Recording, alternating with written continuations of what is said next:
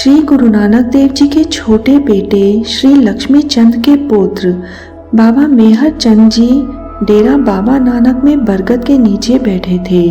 उनके पास कुछ भक्त भी बैठे थे जो उनसे ज्ञान की बातें सुन रहे थे। सारी संगत बाबा जी के सत्संग सुन रही थी। तभी अचानक बाबा मेहर चंद जी ने देखा कि एक कबूतर तड़पता हुआ बरगद के आगे धरती पर आ गिरा और हाथ पैर मारता हुआ तड़प तड़प कर दम तोड़ने लगा। उसका सारा शरीर रक्त से लथपथ हुआ था। बाबा मेहर चंद जी निर्दोष और दुखी कबूतर पर बेदर्दी से यह जुल्म सहन न कर सके। उनकी आंखें क्रोध से लाल हो गई। वह कबूतर के शरीर की ओर देखने लगे। गुलेल के लगने का जख्म देखकर मुख से अपने आप कथन निकल गए। इस कबूतर को गुलेल से मारने वाले, जाओ, जिस प्रकार यह कबूतर तड़प तड़प कर यहाँ पर मर रहा है, तुम भी इसी प्रकार तड़प तड़प कर मरोगे।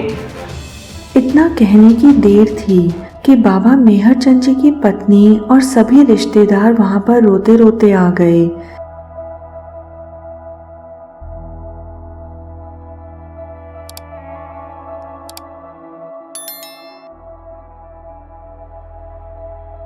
आपके साहिबजादे ने ही कबूतर को गुलेल मारी थी और वह अब इसी कबूतर की तरह ही दम तोड़ रहा है और आपके मुख से निकला कथन सत्य हो रहा है। इसलिए आप कृपा करो ताकि इस बच्चे की जान बच सके।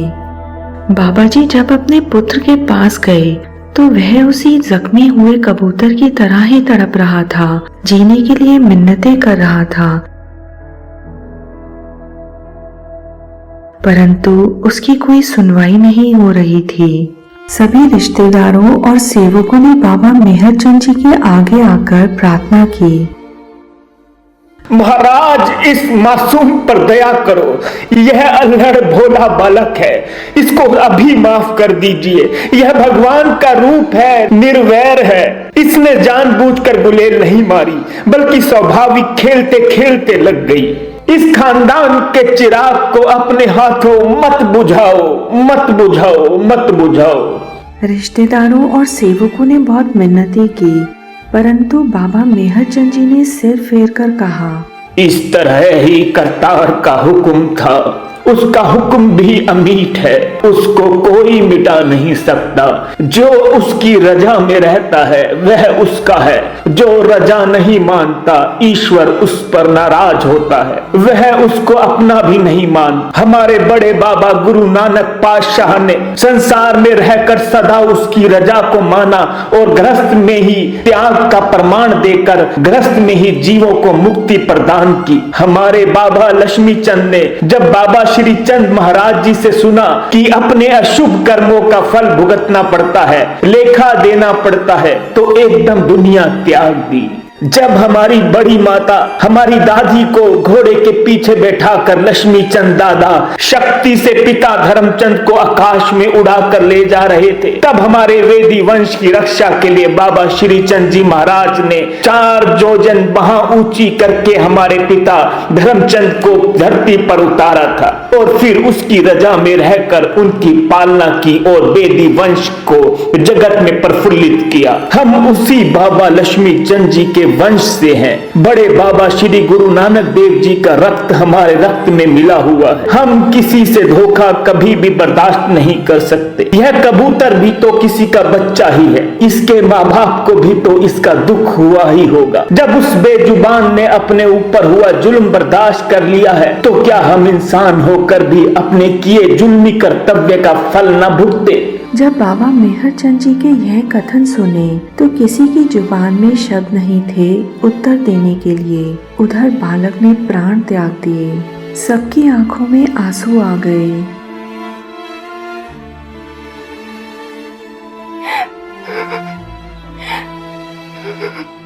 कि बाबा जी का इतना साहस कि आंखों के सामने पुत्र तड़प रहा हो और बाबा जी देखते रहे। आखिरकार बच्चे का संस्कार किया गया और भाना मानकर वापस घर को आ गए। उधर बाबा मेहरचंद जी ने देखा कि पत्नी तथा रिश्तेदार बहुत डोल चुके हैं, तो महरों में आकर वचन किया, जाओ बाबा श्रीचंद जी से गुजारिश करो, वह और अन्यात कर देंगे। यह सुनकर रिश्तेदार बारठ साहिब पहुंच गए।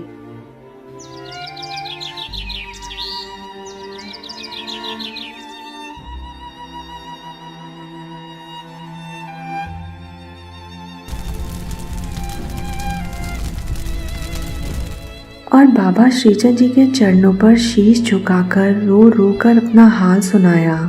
जैसे ही बाबा मेहरचंद जी के कथन सत्य हुए थे, बाबा जी ने सबको हौसला और आशीर्वाद दिया और फिर बाबा जी ने एक फल देकर मेहरचंद जी की पत्नी को आशीर्वाद दिया कि जाओ, आपके घर दोबारा हीरे जैसा लड़का होगा, क्योंकि यह हमारी अनायत है। आप इसका नाम अनायत ही रखना। जिस बरगद के नीचे कबूतर मरा था, बालक के प्राण निकल गए। उस जगह आजकल बरगद के नीचे यह स्थान बना हुआ है जहाँ पर लोग जोत जलाते हैं। यह मंदिर बाबा मेहरचंद जी के नाम पर डेरा बाबा नानक गुरदासपुर में प्रसिद्ध है। वाहे गुरु जी, आप सभी के द्वारा पूछे हुए प्रश्नों का धन्यवाद करती हूँ। पहला प्रश्न, गुरुजी के पुत्रों के बारे में बताएं। गुरु नानक देव जी के 2 पुत्र थे। बड़े पुत्र का नाम बाबा श्रीचंद था और दूसरे पुत्र का नाम बाबा लक्ष्मीचंद था। बाबा लक्ष्मीचंद का जीवन काल लगभग 58 वर्ष का रहा। उन्होंने विवाह किया व सामाजिक व सांसारिक जीवन को अपनाया। उनके विपरीत उनके बड़े भाई व गुरुजी के सबसे ज्येष्ठ पुत्र बाबा श्रीचंद ने एकांतवास को अपनाया। उन्होंने उदासियों की स्थापना की। वे योग में श्रेष्ठ थे। कहा जाता है उनके जन्म के समय उनके शरीर पर धूनी रमी हुई थी। वह कान में मांस का कुंडल था। बहुत से लोग उन्हें भगवान शिव का अवतार मानते हैं। बाबा श्रीचंद को सिख गुरुओं ने भी बहुत सम्मान व आदर दिया। उनका जीवन काल लगभग 150 वर्षों तक चला। इतने लंबे जीवन काल में उन्होंने लगभग 6 गुरुओं का कार्यकाल देखा। अगर हम यह कहें कि वो उन कम लोगों में से होंगे जिन्होंने इतने सिख गुरुओं का कार्यकाल देखा, तो वह गलत ना होगा। सिख गुरुओं की नज़र में उनका कितना सम्मान था, यह इस किस्से से समझ आता है। एक दिन जब बाबा श्रीचंद और गुरु रामदास जी मिले तो उन्हें देखकर बाबा श्रीचंद बोले, मैंने आपकी जितनी लंबी दाढ़ी किसी की नहीं देखी। तो गुरु रामदास जी ने उन्हें कहा, यह लंबी दाढ़ी तो इसलिए है ताकि इससे तुम्हारे चरण छुए जा सकें। जब ऐसा करने के लिए वह आगे बढ़े तो बाबा श्रीचंद ने अपने पांव पीछे खींच लिए। अगर आपको यह साखी पसंद आई तो हमारा चैनल ज़रूर सब्सक्राइब करें। हमें सपोर्ट करने के लिए ज्वाइन करें या डिस्क्रिप्शन में दी गई सपोर्ट ऑप्शंस को देखें। वीडियो को ज़्यादा से ज़्यादा लोगों में शेयर करें। सतनाम श्री वाहे गुरु।